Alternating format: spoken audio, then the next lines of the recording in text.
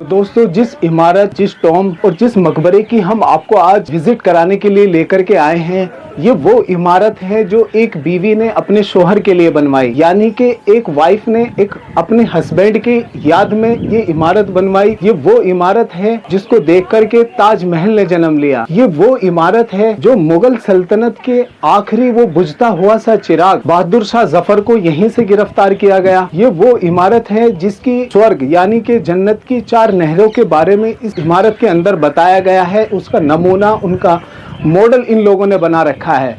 ये वही इमारत है जो वो हुमायूं की तीसरी आरामगाह यानी कि तीसरी कब्र इसी इमारत के अंदर मौजूद है।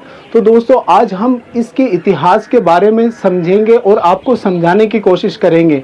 तो दोस्तों, आप लोगों ने जन्नत की 4 नहरों के नाम सुने होंगे। अक्सर हदीसों में 4 नहरों का जिक्र आता है। कुरान में जो जन्नत की नहरों में से 4 नहरें हैं। तो दोस्तों, हमारे नबी ने इरशाद फरमाया कि क्या मैं आपको जन्नत की 4 नहरों के नाम बता दूं? तो उनके नाम इस तरीके से हैं। वजैहानुन, एक का नाम जैहान है। वसैहानुन, और एक का नाम सैहान है। वनीलुन, और एक का नाम नील है। और वल फुरातुन, और एक का नाम फुरात है। और दोस्तों फिर कहा ही अनहारुल जन्ना, और ये सब जन्नत की नहरों में से हैं। तो दोस्तों, मुगल सल्तनत के लोगों ने जब इस चीज़ को बनाया था तो यहाँ पर 4 नहरों का इन्होंने इस तरीके से बनाया गया, जैसे कि ये 4 नहरें कुरान की वो स्वर्ग की यानी कि जन्नत की उन नहरों को दर्शाती है। उन चीज़ों का इन लोगों ने यहाँ पर नमूना यानी कि मॉडल बना रखा है। दोस्तों, ये बात विकिपीडिया पर भी पड़ी हुई है कि इस तरीके से मुगल सल्तनत ने इस वजह से इन 4 नहरों का यहाँ पर जिक्र किया है कि ये जन्नत की नहरों का इन लोगों ने मॉडल बना रखा है। तो ये ईसा खान का मकबरा है। देख सकते हो आप कितना खूबसूरत दिखाई दे रहा है।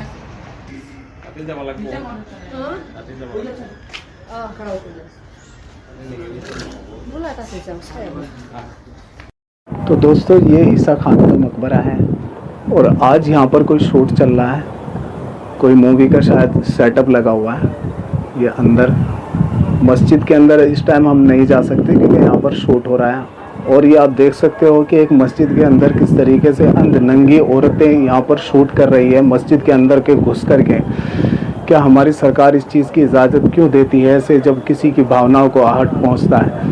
तो दोस्तों, ये मस्जिद है सामने ईसा खां की, और इस मस्जिद के अंदर ही इस टाइम शूट चल रहा है। और ऐसी ऐसी लड़कियाँ आपको अंदर देखने को मिल जाएगी कि आप इस टाइम देख भी सकते हो कि ये इस औरत ने किस तरीके के कपड़े पहन रखे हैं। और ये औरत चप्पल लेकर के शूज़ पहन कर के ही अंदर खड़ी हुई है। तो दोस्तों, बहुत बुरा लगा ये देख करके।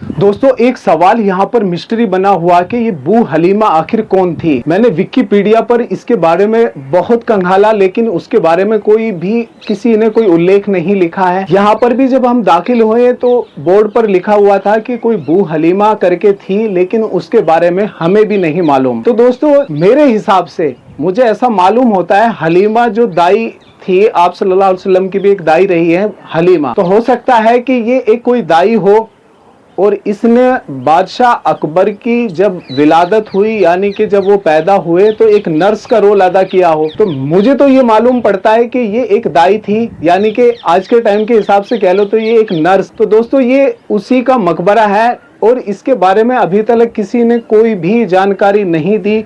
और मेरे तरफ से भी ये जो जानकारी मैं आपको दे रहा हूँ, मुझे भी इस पे 100% मैं श्योर नहीं हूँ। जहाँ तक मेरा आइडिया है, मैंने उसके बारे में आपको बताया है कि ये बू हलीमा का वो मकबरा है। ये आप देख सकते हो आप।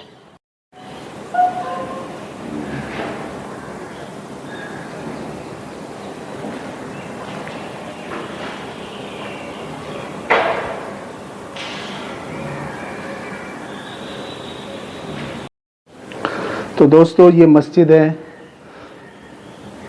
अल्लाहुम्मा अफ्तह ली अबवाब रहमतिक, और ये उसी ज़माने की मस्जिद है। और जो ये मस्जिद बनी हुई है, जो ये बू हलीमा का अहाता है, उसके अंदर इस मस्जिद का निर्माण हुआ है। और ये पुराने ज़माने की ही मस्जिद है। और आप देख सकते हो इसको, कितनी विशाल और कितनी बड़ी मस्जिद बनी हुई है। एक बार इधर भी देखना चाहते हैं हम कि इधर क्या है।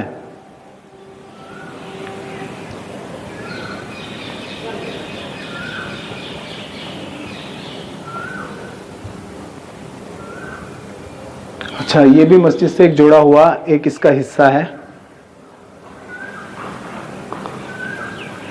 लेकिन ये अभी कंस्ट्रक्शन का काम दोबारा से मांग रही है। हम इस चीज़ का सरकार से अनुरोध करते हैं कि कम से कम इस मस्जिद को दोबारा से रिकंस्ट्रक्शन करा जाए। इसकी हालत अभी ख़राब होती हुई नज़र आ रही है। और ये मस्जिद का मेंबर है, ये पुराने ज़माने का ही मेंबर है।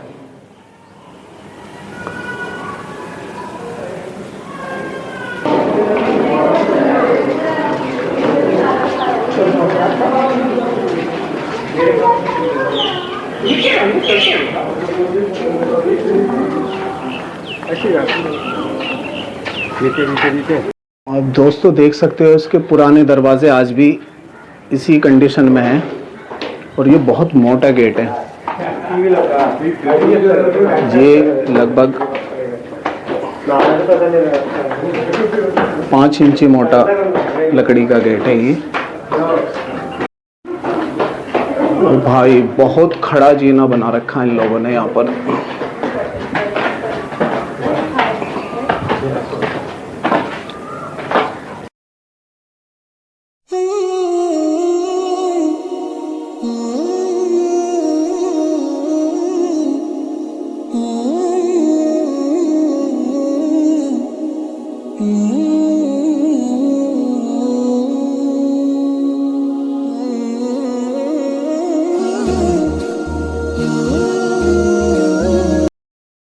अहलल कुबूर,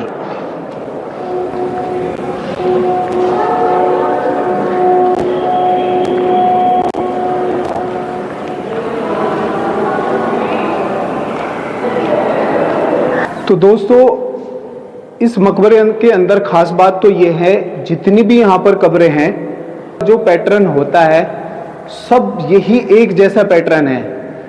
आप देख सकते हो सब इन कब्रों पर तो कोई कलमा भी नहीं लिखा हुआ। हालांकि मैंने बहुत सारी कब्रें मुगल सल्तनत के लोगों की देखी है, सबके अंदर कोई ना कम से कम कलमा तो लिखा होता था, लेकिन इनके ऊपर कोई कलमा कुछ भी नहीं लिखा हुआ और प्योर संगमरमर से ये बनी हुई है, आप देख सकते हैं। और दोस्तों एक कब्र की मिस्ट्री यहाँ पर बनी हुई है हमेशा से। ASI भी इसके ऊपर अभी तक बहुत सालों से रिसर्च कर रही है कि दारा शिकोह की कब्र कौन सी है। अभी तक उसकी कब्र का कोई नामो निशान अभी तक कोई पता नहीं चल पाया कि दारा शिकोह की कब्र कौन सी थी। दारा शिकोह का इतिहास मैं आपको थोड़ा सा बता देता हूँ कि दारा शिकोह जो था वो शाहजहां का एक बेटा था, सबसे बड़ा वाला, लेकिन ये बताते हैं कि वो अपने दीन से फिर गया था, तो इसलिए जो है उसको जो है ना कत्ल कर दिया था उसके भाई के द्वारा, औरंगजेब के द्वारा उनको कत्ल कर दिया गया था। ये बताते हैं कि वो अपने दीन से यानी कि अपने मजहब को उसने छोड़ दिया था, इस वजह से उसको कत्ल कर दिया गया था दारा शिकोह को। तो दारा शिकोह की कब्र इसी मकबरे के अंदर मौजूद है, लेकिन अभी तक ये नहीं पता चल पाया कि दारा शिकोह की कब्र कौन सी है। तो दोस्तों हम भी देखते हैं आज किस तरीके से हम उनको, मैंने ये भी सुना है कि एक कब्र पर कुछ आयतें कुरान की लिखी हुई है जो इशारा करती हैं शहीदों की तरफ। तो उस कब्र के बारे में अभी हम जानेंगे, देखते हैं आगे चल करके कैसे वो कब्र मिलती है हमें। आज इसका हम पूरा विश्लेषण करने की कोशिश करेंगे, क्योंकि मैं उर्दू और अरबी का थोड़ा बहुत पढ़ा लिखा हूँ, इसलिए मुझे थोड़ी बहुत मालूमात हो सकती है। और मैंने ये कई लोगों से सुना भी है कि दारा शिकोह की कब्र वो हो सकती है जिसके ऊपर लिखा हुआ है कुछ कुरान की सूरह नूर की कुछ आयतें लिखी हुई है जो एक शहीद होने की दलील देती है कि शहादत का क्या दर्जा होता है। इस तरीके की कुछ आयतें लिखी हुई हैं। अभी हमें वो कब्र नहीं मिल पाई है, अभी हम देखते हैं। तो बने रहिएगा दोस्तों वीडियो में, अभी और मज़ा आने वाला है। आइए दोस्तों। तो दोस्तों यहाँ पर जितनी भी ज़्यादातर कब्रें आपको देखने को मिलेगी, कुछ कब्रें तो अभी इस वाले जो मेहराब में है उनके ऊपर अल्लाहु ला इलाहा इल्लहुल हय्युल क़य्यूम ला ताख़ुज़ुहु सिनतुन वला नौम लहू मा फ़िस समावाति व मा फ़िल अर्ज़ि मन ज़ल्लज़ी यशफ़अउ इंदहु इल्ला बिइज़्निही यअलमु मा बैना अयदीहिम व मा ख़ल्फ़हुम। ये पूरी आयतुल कुर्सी आधी इधर और आधी उधर लिखी हुई है। जैसे इस कबर के ऊपर लिखी हुई है ये वाली, ऐसे ही उधर लिखी हुई है। आयतुल कुर्सी आधी इधर की साइड है, आधी उधर की साइड है। यअलमु मा बैना अयदीहिम व मा ख़ल्फ़हुम व ला युहीतूना बिशैइन मिन इल्मिही इल्ला बिमा शाअ वसिअ कुर्सियुहुस समावाति वल अर्ज़। तो दोस्तों ये पूरी ज़्यादातर यहाँ पर कब्रों पर ये लिखी हुई है। अभी ये हमें भी नहीं मालूम कि ये किसकी कब्र है, क्योंकि इसके ऊपर कोई निशानदही नहीं है कि किन की कब्रें हैं। और इस मकबरे के अंदर जितनी भी कब्रें हैं किसी के ऊपर लिखा हुआ नहीं है कि ये उस शख्स की कब्र है या उस बंदे की कब्र है। यहाँ तक के हुमायूं की कब्र पर भी नहीं लिखा हुआ है कि ये हुमायूं की कब्र है।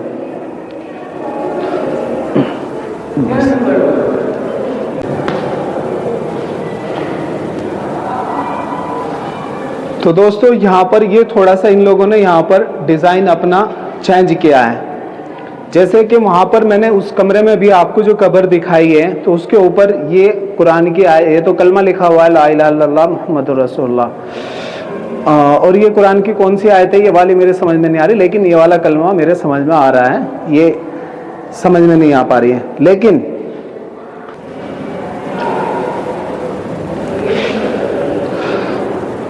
तो दोस्तों यहाँ पर भी आयतुल कुर्सी लिखी हुई है, ये आप देख सकते हो। अल्लाहु ला इलाहा इल्लहुल हय्युल क़य्यूम ला ताख़ुज़ुहु सिनतुन वला नौम, आधी इधर लिख रखी है और आधी उधर की साइड लिखी हुई है। और जितनी भी कब्रें हैं सब पे इसी तरीके की आयतुल कुर्सी ही आपको देखने को मिलेगी। ये 3 कब्रें हैं, ये भी नहीं मालूम किसकी कब्रें हैं। तो दोस्तों जितनी भी कब्रें हैं सब पे एक ही आयतुल कुर्सी ही सब पे लिखी हुई है और दूसरी कोई इबारत नहीं देखने को मिली अभी तक। ऊपर कलमात वगैरह लिखे हुए हैं ला इलाहा इल्लल्लाह मुहम्मदुर रसूलुल्लाह, बाकी और कुछ इस तरीके का और कोई किसी की निशानदही नहीं है, किसी का नाम नहीं है। कुरान की कुछ आयतें लिखी हुई है, इसके अलावा आपको कुछ भी देखने को नहीं मिलने वाला है। यहाँ पर जो जितनी भी कब्रें हैं सबके ऊपर कुरान की आयतें लिखी हुई हैं।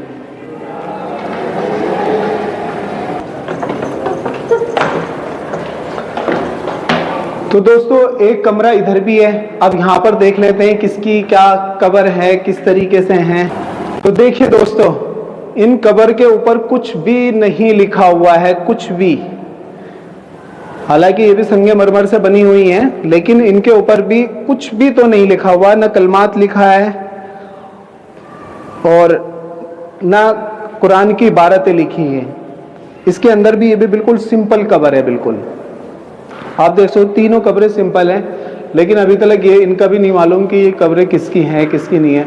मेरे हिसाब से तो जो हुमायूं के दरबार में जो काम करते होंगे मंत्री वगैरह, इन लोगों के खानदान की कब्रें यहाँ पर सब मौजूद हैं। तो दोस्तों 2 कब्र हमें यहाँ पर एक ऐसी मिली है कि एक कब्र के ऊपर कुरान की इबारतें लिखी हुई है, यानी कि आयतुल कुर्सी लिखी हुई है ला इलाहा इल्लल्लाह ला इलाहा इल्लहुल हय्युल क़य्यूम ला ताख़ुज़ुहु सिनतुन वला नौम लहू मा फ़िस समावाति व मा फ़िल अर्ज़ि मन ज़ल्लज़ी यशफ़अउ इंदहु इल्ला बिइज़्निही यअलमु मा बैना अयदीहिम व मा ख़ल्फ़हुम।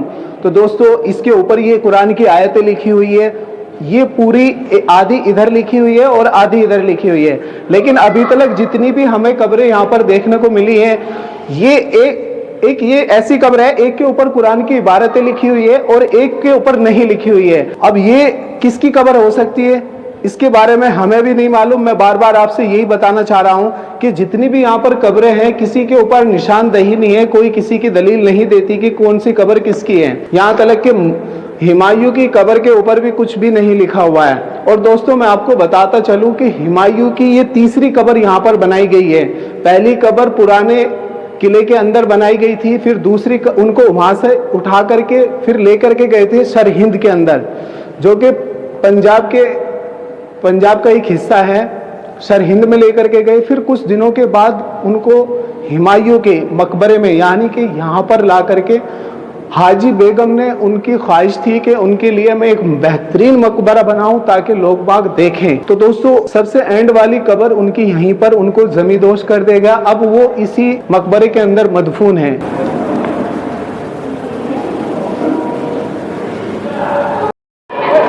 तो दोस्तों इस मकबरे की जो मेन कब्र है वो ये है, ये हुमायूं की कब्र है, जिसकी वजह से इसकी संरचना हुई इस बिल्डिंग की, इस इमारत की। ये हुमायूं की तीसरी आरामगाह है, यानी कि जब हुमायूं का इंतकाल हुआ, जब वो मरे तो उनको मरने के बाद पुराने किले में दफनाया गया, फिर वहां से निकाल करके शर हिंद ले जाया गया जो पंजाब का एक हिस्सा है, एक जिला है, और उसके बाद उनको यहाँ पर लेकर के आया गया। तो ये उनकी आखिरी आरामगाह है, यानी कि तीसरी आरामगाह है। तो दोस्तों आपने बहुत सारी वीडियो में देखा होगा कि लोग बाग बताते हैं कि नाई का मकबरा, नाई का मकबरा। नाई का मकबरे का मतलब क्या होता है? एक्चुअली ये ना हुमायूं के दरअसल ये हुमायूं के ना नाई थे, बारबर जिसको बोलते हैं आज के जमाने में। तो ये उसकी यहाँ पर कब्र बनाई गई है। और मैं एक बात क्लियर कर देना चाहता हूँ, मकबरा किसको कहते हैं? मकबरा उसको कहते हैं कहीं पर एक हो या दो हो या 10 कब्रें हो और उसको चारों तरफ से उसके ऊपर इमारत बना दी जाए, डोम बना दिया जाए, उसको मकबरा कहते हैं। तो दोस्तों ये नाई का मकबरा वो नाई है जो शहंशाहों की हजामत करते थे। तो आइए दोस्तों उनकी और उनकी वाइफ की कब्र आपको हम यहाँ पर दिखाते हैं। तो दोस्तों ये है उस नाई की कब्र। उस नाई का नाम तो नहीं बताया गया, बस खाली ये यहाँ पर लिखा हुआ है कि नाई का मकबरा। और ये उनकी वाइफ की कब्र है, उनकी अहलिया की। और इसके ऊपर भी आयतुल कुर्सी लिखी हुई है, अल्लाहु ला इलाहा इल्लाहुल हय्युल कय्यूम। दोनों कब्रों पर यही लिखी हुई है। लेकिन अब ये लाल बालू पत्थर से बना हुआ है, आप देख सकते हो। अब तो इसकी भी काफ़ी जर्जर हालत हो रही है और कबूतरों ने यहाँ पर इतनी गंद मचा रखी है, बहुत ज़्यादा, यहाँ तक के कब्रों पर भी। तो दोस्तों ये है नाई का मकबरा। और उस टाइम का ये नाई कितना पावरफुल होता हुआ होगा कि जिसका शहंशाह ने, जिसका बादशाह ने एक मकबरा बना करके दिया, इतना बड़ा मकबरा बनाया है। तो आप देख सकते हो कितना बढ़िया काम करना जानता होगा ये, जब ही हुमायूं ने इनसे मुतासिर होकर के उनका ये मकबरा बनवाया है। लेकिन जो यहाँ पर कुरान की आयत लिखी हुई है वो बहुत अच्छे तरीके से समझ में आ रही है। बहुत सारी कब्रों पर जो कुरान की आयतें लिखी हुई है वो इतनी कदीमी लिख रखी है कि बहुत जल्दी आपको समझ में नहीं आएगी। तो आप लोगों को ये वीडियो कैसी लगी हमें कमेंट्स करके ज़रूर बताइएगा। और अगर ये वीडियो अच्छी लगी हो, हमारी मेहनत अच्छी लगी हो, तो प्लीज़ चैनल को सब्सक्राइब करें। और आगे हम इस तरीके की ही इंफॉर्मेटिव वीडियो आपको दिखाने की कोशिश करते रहेंगे। तो थैंक यू दोस्तों, अल्लाह हाफिज़।